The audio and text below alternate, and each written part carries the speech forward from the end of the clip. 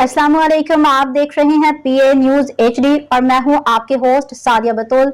शामिल करते हैं आज की अहम खबरें। वज़ीर-ए-आज़म शहबाज शरीफ का उड़ान पाकिस्तान समर स्कॉलर्स प्रोग्राम के लिए मुंतखब तलबा से खिताब। वज़ीर-ए-आज़म मोहम्मद शहबाज शरीफ ने कहा है कि हुकूमत मुकम्मल इक़्तिसादी बहाली के लिए दरीना इस्लाहात, ढांचाजाती तब्दीलियों और मेरिट पे मबनी निज़ाम को तरजीह देने के लिए पुरअज़्म है। वज़ीर-ए-आज़म ने कहा कि मैं इंतहाई शुक्रगुज़ार, निहायत पुरजोश हूँ कि इल्म व दानिश के सितारों के कहकशां के सामने मौजूद हूँ।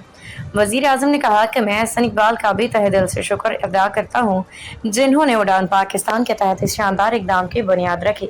मुझे यकीन है कि जैसे जैसे आपके हफ्ते और महीने गुजरते जाएंगे, आपको निज़ाम हुक्मरानी में मौजूद कशमकश, दबाव और मसलहतों को समझने सीखने का मौका मिलेगा। वज़ीर-ए-आज़म ने कहा कि जब उन्होंने 2023 में हुकूमत संभाली तो पाकिस्तान का दिवालिया होने के संगीन खतरे का सामना था और कौम को मुस्तकबिल गैर यकीनी हालात से दो चार था।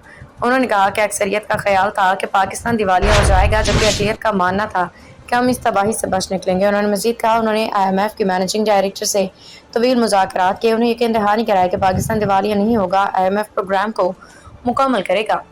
खुशकिस्मती से IMF के मैनेजिंग डायरेक्टर में से मेरी तफसीली बातचीत के नतीजा में हमने इसे बहरान पर काबू पा लिया। वज़ीर-ए-आज़म ने कहा कि इस वक्त मईशत इंतहाई ख़राब हालत में थी। महंगाई की शरह 38% तक पहुँच चुकी थी, जबकि पॉलिसी रेट 22.5% की बुलंद सतह पर था। मुल्क में कारोबारी माहौल शदीद गैर यकीनी मायूसी का शिकार था।